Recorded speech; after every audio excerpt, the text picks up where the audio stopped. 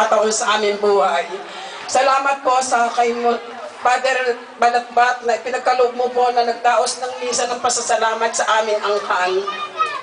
Ganon din po sa biyayang pagsasalu-saluhan namin na ipinagkaloob mo po sa bawat isa sa amin na aming mapagsama-sama upang ang kasiyahan ay patuloy naming mairaos.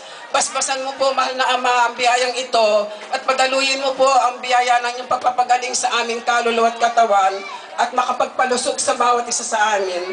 Maraming pong salamat. Tayo po ay magtaas ng mga kamay bilang pagpapasalamat natin sa mahal na Ama sa mga biyayang ating tatanggapin. Ama namin, sumasalangit ka, sambahin ang ngalan mo, mapasa amin ang kaharian mo, sundin ang loob mo dito sa lupa para nang sa langit. Bigyan mo po kami ngayon ng aming kakanin sa araw-araw. Patawarin mo po kami sa aming mga sala para ng pagpapatawad namin sa nakakasala sa amin. At huwag mo po kami ipahintulot sa tukso at iadya mo po kami sa lahat ng masama. Amen. Luwalhati sa Ama,